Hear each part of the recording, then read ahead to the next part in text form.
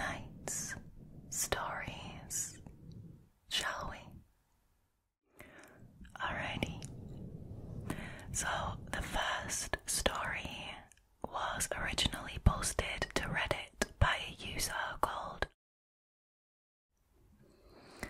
Their story is called "It Just Kept Getting Worse."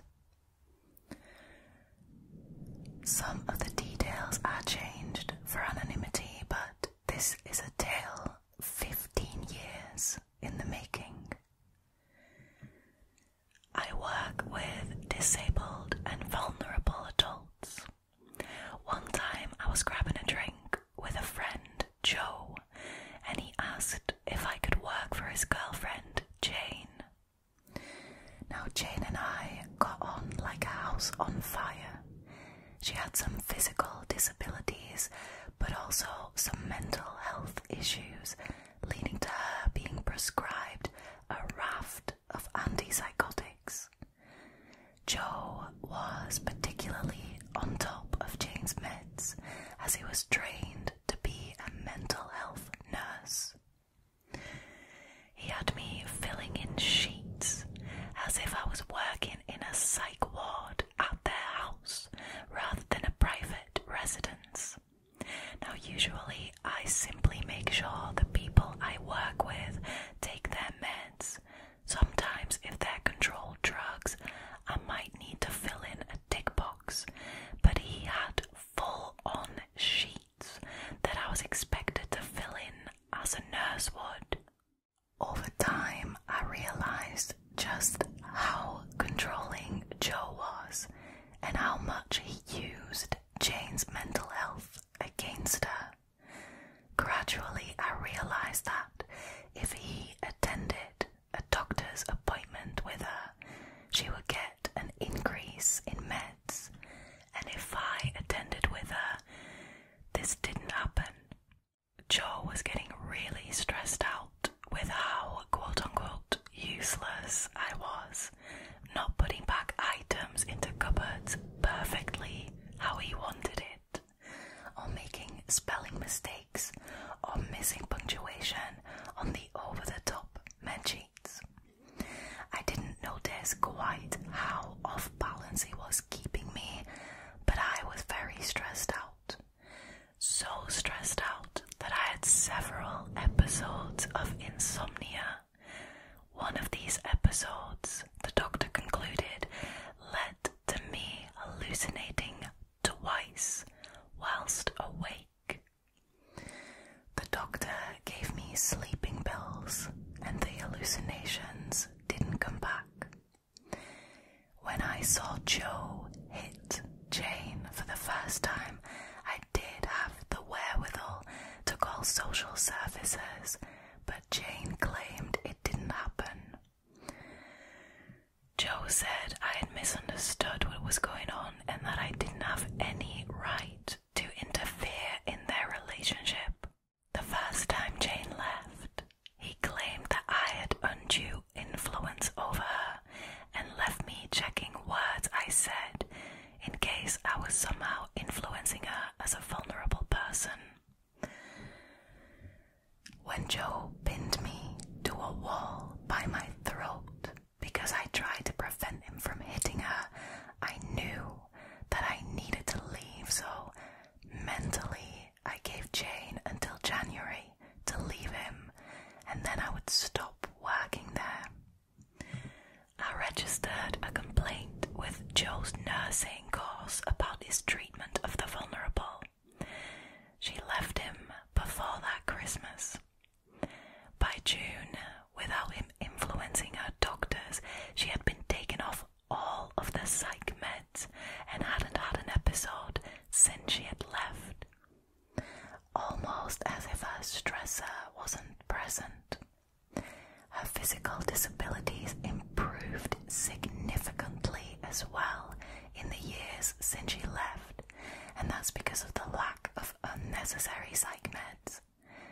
I haven't worked for Jane in years, as she moved away to marry a lovely bloke. I do work for a young adult who is apprenticing in a workplace, and for his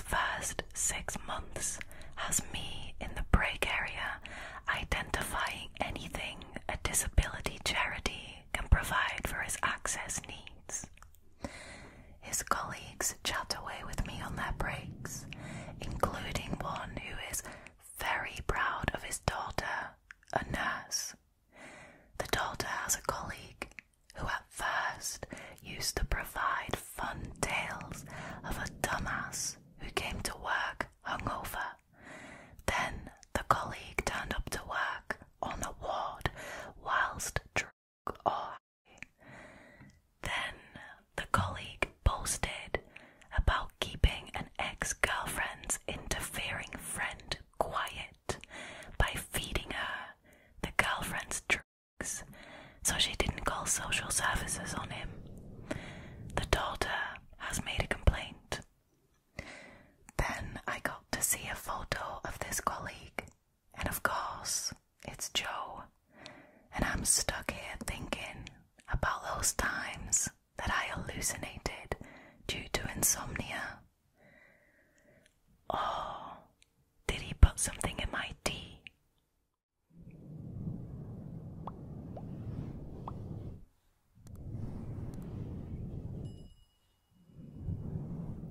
Wow. You guys, this story is so wild. And let me just start off by saying that I feel so sorry for the Redditor for having to go through this, and so sorry for Jane for having to go through this, because this is traumatizing shit. Okay, I mean, imagine finding out that, because Joe was initially a friend of the Redditor, that a friend of yours has been treating you. What? Like, that is completely traumatizing. I mean, I don't know how I would react, but that is terrifying, right? Also, this is a textbook example of Munchausen by proxy. You've probably heard of it. You've got Munchausen syndrome, which is where people intentionally make themselves either seem ill or make themselves actually ill by, for example, taking medications that they don't need. So they convince a doctor that they have a certain illness, and they convince them to prescribe meds for it, and then they take the meds, and obviously with certain medications, a lot of them, when you take them, when you don't need them, you're gonna be worse off, right? You're gonna have a whole lot of side effects. But Munchausen by proxy is when a carer does that to somebody else, to the person who is being cared for. So the carer is keeping the cared for intentionally ill or more ill than they actually are. Do you see what I mean? Like, they'll feed them medication that they don't need. They'll convince them that they have all of these issues, when in reality it's just this person who is incredibly toxic to them, and obviously the medications that they're being given and don't need, right? That is wild. Wow. It is like, it's a psychological issue, like a psychological syndrome, and they don't, like, science doesn't really know why these people exhibit this behavior, but it's not like for anything like claiming, like pretending to be disabled to claim benefits or something, because that's not Munchausen. Munchausen, like, the sole reason for them doing it is to be in that role of the ill person. Do you see what I mean?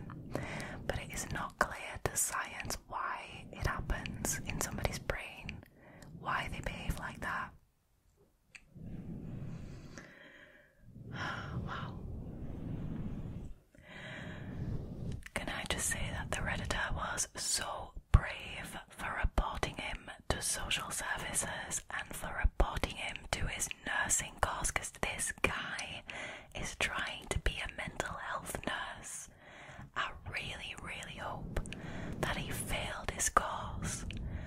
I mean, can you imagine this guy with these mental issues caring for somebody else with mental health issues? That is a recipe for disaster. Wow, that guy should be in jail. That's where he should be. I mean, I'm pretty certain that's quite illegal what he did there. Wow.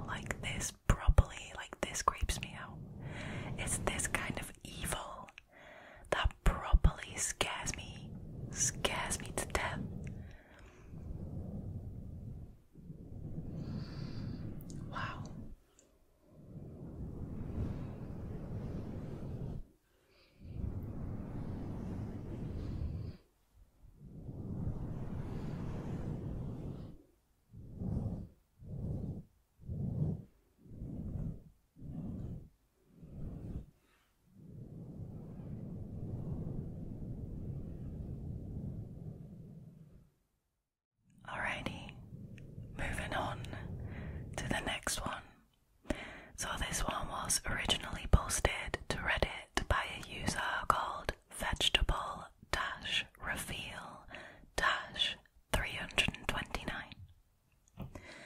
Their story is called Tinder Date Turned Stalker. Back in 2019, I, 18 female, decided to download Tinder a few months after a rough breakup. I was very inexperienced with dating and also pretty shy, so it seemed unlikely that I would meet a potential partner in person. Now anyway, after a few matches that led to nothing, I came across the profile of someone that I found very attractive. It was a 21-year-old male. We matched, we exchanged Snapchats, and continued to set up a date. Our first date was relatively normal/enjoyable. We saw a movie, and by the end of it, I felt like we kinda hit it off. However, our relationship was extremely short-lived.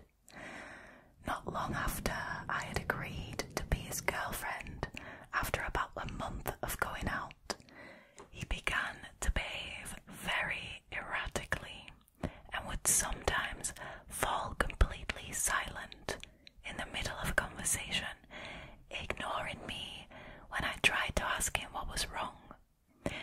He became hot-tempered, slamming doors and speeding on the road when he was mad. I mean, that, ladies and gents, sounds toxic as hell.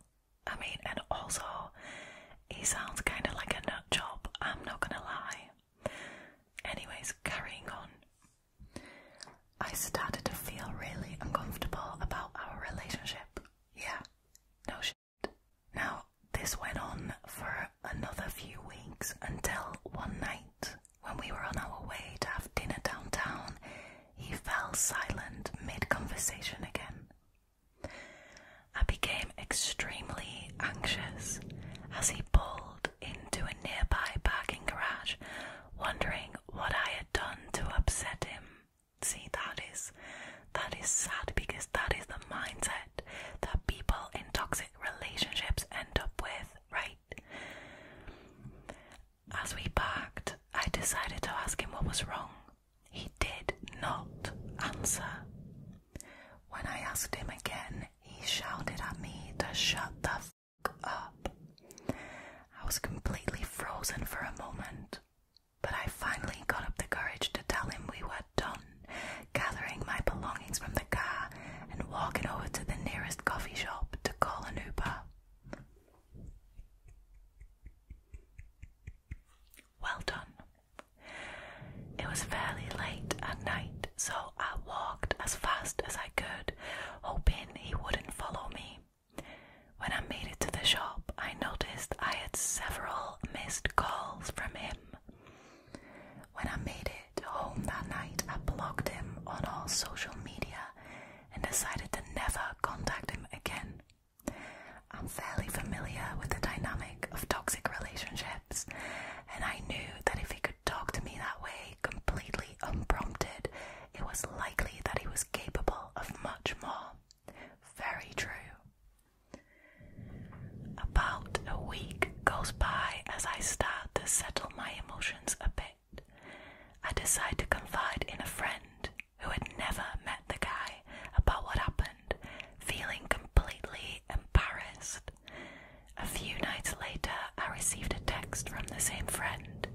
It was a screenshot of an Instagram DM from someone she didn't follow, my now ex.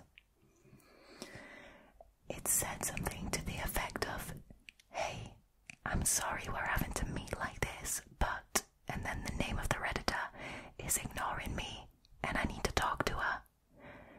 My heart sunk. I decided to message all of my friends separately and let them know what happened, just in case. Now, later that week, I started receiving several DMs from various accounts, all without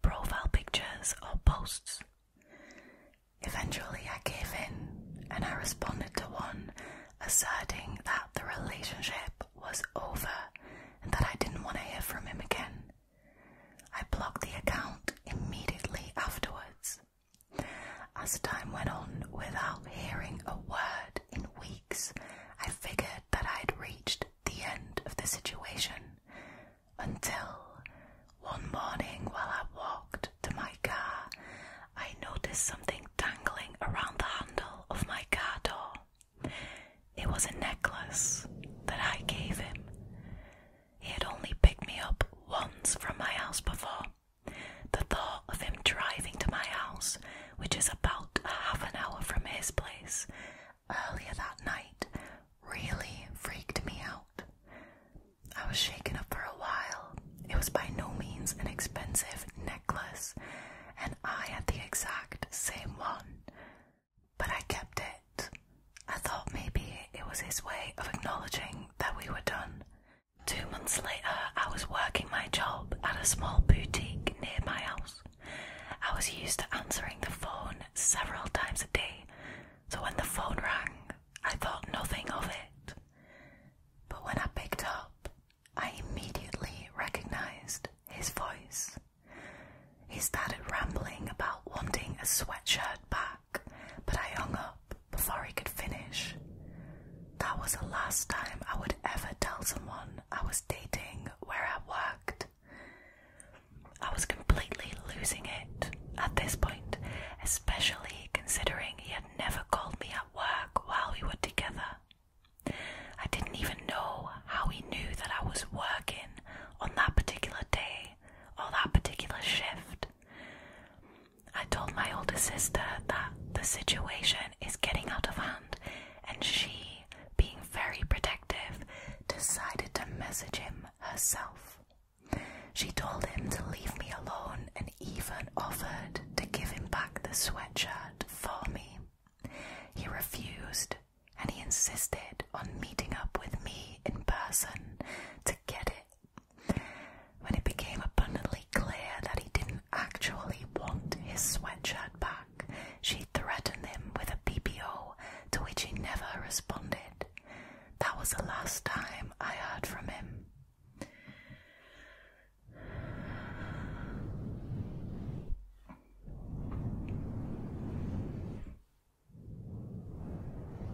Wow. This is also incredibly horrific, right? Because she dated this guy, she shared information with this guy that she wouldn't normally share with somebody else, right? But because she had a relationship with him, she felt comfortable sharing where she lived, where she works, that kind of sensitive info. And then he turns out to be a total creeper and a nut job, but he does still have that information. And in his case, this is clearly, firstly, a crazy person, no doubt about it, but at the very least, an incredibly toxic guy. And he decided to abuse that information and use it against her to scare her, because I fully believe that he did it partly, at least partly, to scare her. That is wild. Now you could say, why didn't they go to the police? He was stalking her, but the sad thing about this is that the police would have probably said that they didn't have enough to do anything with, right? Because something horrific always needs to happen first before they can handle the situation. Now this story reminds me a lot about the case of Molly McLaren and Joshua Simpson. It is incredibly similar, and I listened to a podcast about it the other day, and it is a horrific case. It's also about a girl who meets a guy on Tinder, and at first things are going great, but then it turns toxic very, very quickly, and of course she wants out, but it doesn't end well for her, at all. She ends up getting murdered by him. It is a wild case. If you want me to cover it on the channel, let me know in the comments. If that is something you would like to watch and you'd like to hear about, let me know and I'll do my best to put together an episode about it. I am incredibly glad that the Redditors stayed safe in this situation. I'm glad it didn't end badly like for Molly McLaren, because you just never know with people, right? Especially when they're as crazy as this guy. I mean...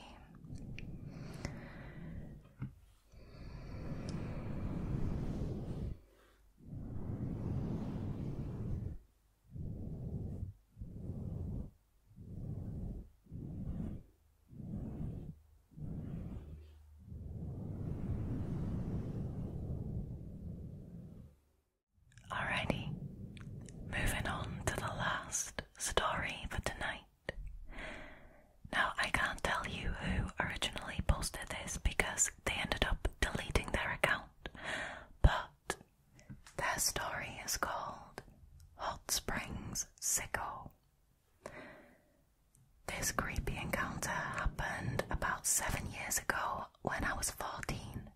I have since gone on hormones, but at the time I was a skinny girl with long blonde hair.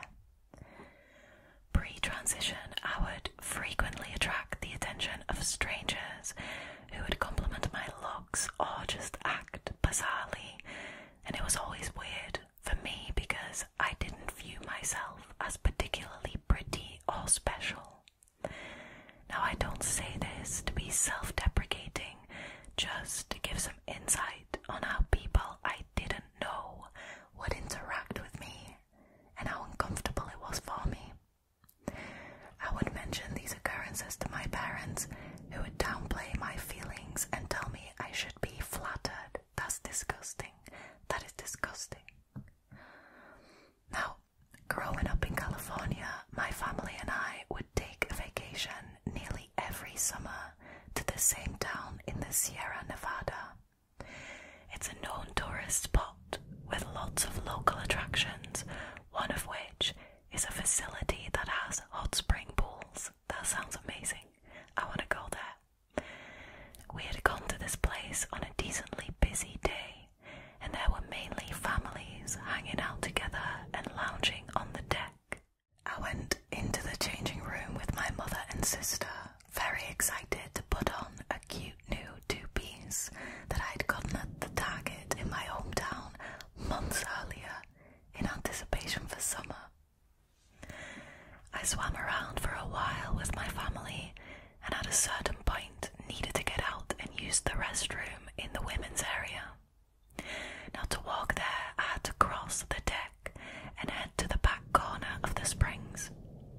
As I got out of the pool and started to head over, I got this strange feeling that I was being watched, and I noticed an older man who looked to be around my dad's age, so early to mid-40s, laying back by himself in the folding chairs, making very intense eye contact with me and giving me multiple up and down glances.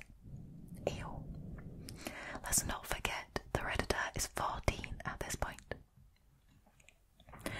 I felt every hair on my body stand up and scurried off to the bathroom area to do my business.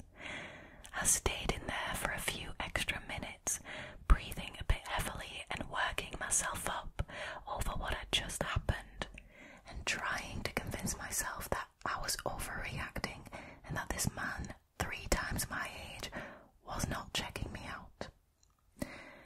Now, I decided to leave the bathroom and told myself that I would just avoid looking at the man again to prevent getting freaked out any further. Unfortunately for me, when I started my journey back to the pool entrance, I saw that the man had turned his entire body towards me and was now photographing and or filming me with his phone camera. Oh my goodness. When I walked past, he turned with me and kept the camera on me the entire fucking time. I got very nauseous and quickly popped back into the pool to prevent him from capturing any more. I immediately told my father about what the man was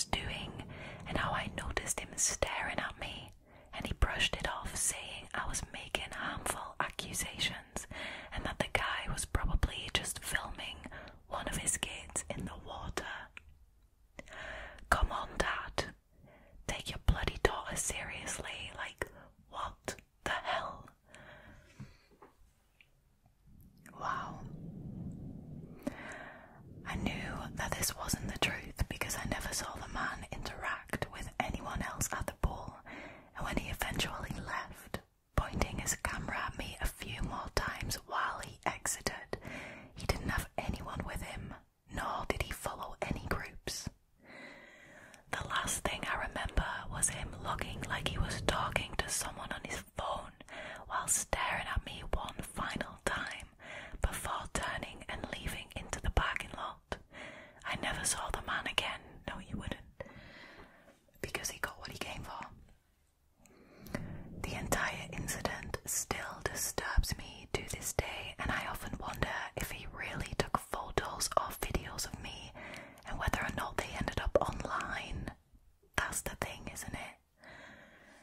I wish my father had at least said something, because even if the guy hadn't been using his camera to get images of me, he was still staring at me very aggressively, and it all made me feel more than just uneasy. Parents, please listen to your children when they say a stranger is acting weird around them. You never know what someone is doing that might be putting your child at risk or exposing them for some sort of disgusting purpose.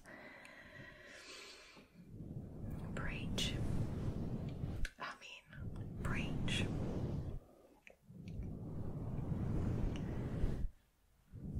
You probably could tell by my facial expressions, which I'm sorry for. But I am so disgusted by this story, like it's not even funny anymore. This is a 14-year-old girl at the time. And this 40-odd-year-old man is like openly making photos and videos of her by the pools with other people there, and nobody is doing anything about it. That is what disgusts me. Firstly, obviously it disgusts me that this guy is doing this, right? There's no doubt about that. But the fact that nobody is protecting this child, that is beyond me. That is beyond me. Not even the dad, not even the parents. They're like, oh, that guy's probably just taking pictures of his kids. It's all fine. You're not that special. The world doesn't revolve around you. You should be flattered. That is disgusting. Take your kids seriously. I mean, what the hell? Can you imagine how scared the Redditor must have been? With this guy being a total perv around them. I mean, that is absolutely unforgivable. And the fact that nobody interfered, because I can guarantee you now that other people saw him do that. Other people, adults who were there, saw him do that and decided not to interfere. And that is very disappointing and disgusting, and it kinda, whenever I read stories like this, kinda makes me partially lose faith in humanity. A co-worker of my mum, her daughter, who's 16, got attacked at a train station last week. Okay? At a busy train station during rush hour, when everyone is there taking the train back home, and nobody interfered. Nobody interfered. This was a girl, 16 years old, getting attacked by a group of 5 guys, and also getting dragged onto a train by these guys, and nobody, including the train staff, interfered. I just feel so sorry for the world. I mean, because I know there are a lot of really good people who would help and who would interfere and who would do what they could to help. But not in this situation, apparently. Not with any of these holiday goers. No. I feel really sorry for the Redditor that, they went through this, and especially because now they're scared that photos of them and videos of them ended up online, which is a rational fear. Oh, man.